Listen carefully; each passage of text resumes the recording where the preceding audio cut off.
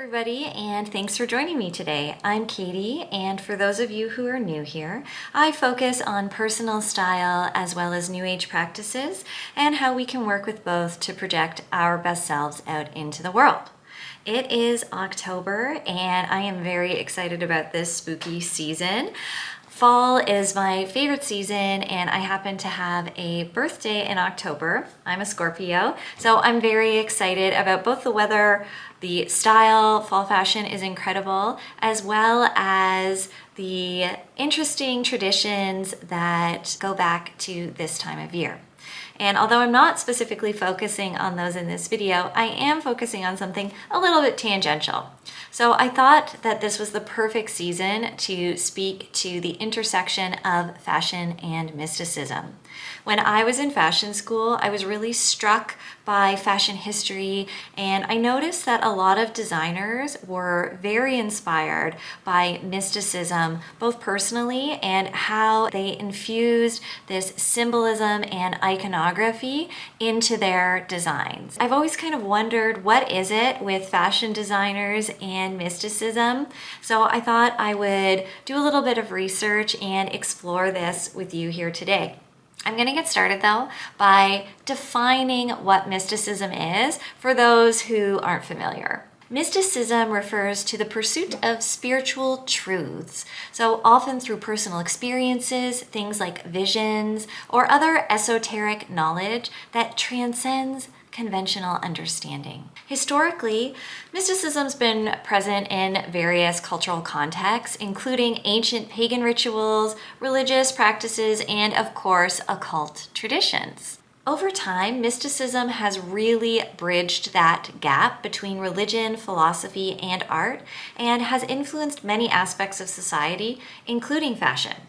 Think about esoteric traditions that help us to better understand the world. These are systems like astrology or the tarot. And all of these systems are rich with different symbolism or iconography. So you can picture the zodiac symbols, or maybe the astrological symbols that represent the different planets. You can also think of some alchemical symbols perhaps, or even in tarot, some of the suits have a lot of symbolism. In the tarot, swords represent thinking and the mind, and the staves or wands represent action, while the pentacles represent wealth or the lack thereof. And we also have cups, which are similar to the suit of hearts in a standard deck of cards and represent our emotions. So you can see this symbolism being infused into fashion, which is really fun and exciting. Over time, mysticism has evolved from something that was very niche to becoming very mainstream. And now you can see this symbolism more and more frequently on the runways and of course in streetwear. By drawing on mysteries and spiritual practices, designers can infuse a sense of wonder in their designs that really go beyond the aesthetic value and connect us to something higher or maybe more philosophical. Many iconic designers throughout history have had a connection to mysticism. Let's start with Coco Chanel. Many people recognize the Chanel aesthetic right away and may think of the camellia, but Chanel was raised by nuns. She was incredibly superstitious. She was born under the sign of Leo and felt that the lion was her totem animal. To this day, you can find the Leo symbolism rich in Chanel. Often you'll see it on the buttons, but you can also find it in jewelry and various ad campaigns. Elsa Schiaparelli was heavily inspired by mysticism, astrology, the occult, as well as the tarot. And many people may not be aware of that because she's a very famous surrealist designer. You're probably more familiar with her shoe hat or her lobster dress.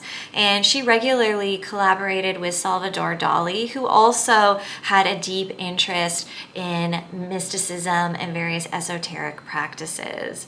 Elsa Schiaparelli created a 1938 collection that blended astrological motifs.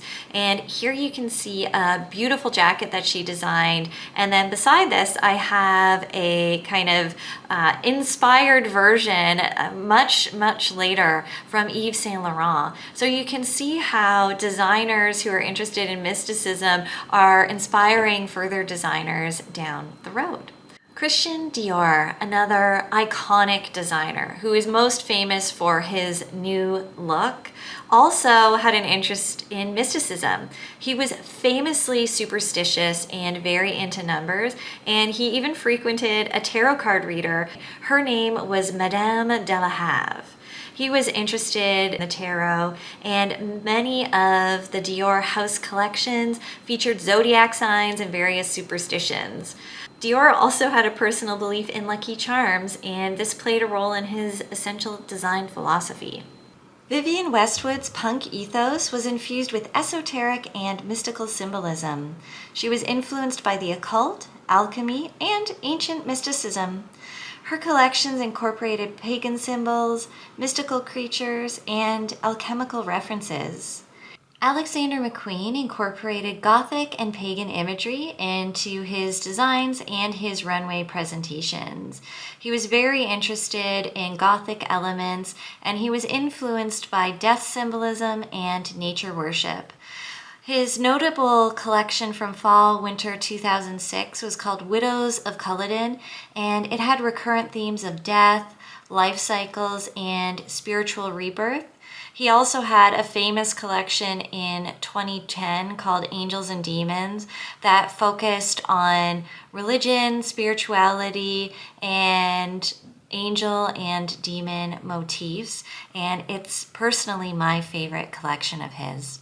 There's been a renaissance in pop culture lately of spirituality and esoteric practices. We're seeing a lot of people get into tarot cards or oracle cards, tea leaf reading, even meditation as a way to kind of broaden their horizons. And it's very exciting to be able to include some of these elements in what we wear and to really share our interests and what we practice and project some of those interests out into the world.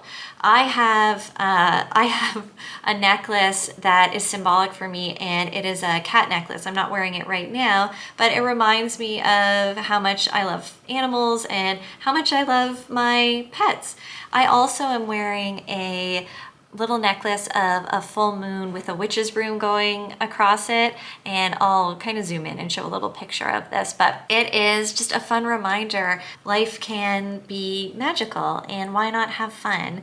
Fall 2024 is a great time to incorporate some mysticism and symbolism into your outfits. Some of the collections that incorporate mysticism this season include Gucci. They have tarot and mythological references in both their fashion garments and accessories. Dior has some astrology-inspired embroidery and cosmic motifs.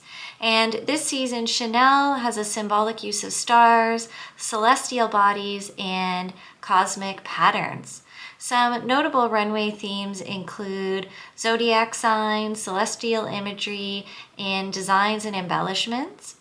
Dark romanticism and gothic elements referencing witchcraft and ancient magics, and the use of dark colors, metallics, and shimmering fabrics to evoke otherworldly and mystical moods. I've seen NYX come out with a zodiac collection, which is really cute. You can actually choose your astrological symbol on a bra and underwear set. I've also seen Majuri come out with number charms for necklaces, so you can pick your lucky number or your favorite number. And for a long time, they've also had zodiac signs in their collection. I've also seen mysticism infused into beauty products, so you can find moon charged crystals, and there's like witchy beauty rituals out there as well. We've got Charlotte Tilbury and Pat McGrath who are featuring magical and celestial themes in some of their cosmetics. You can also find like starry eyeshadows, metallics, ethereal highlights, just out across various product categories. And of course, we've been seeing a lot of moon phase motifs for several seasons now.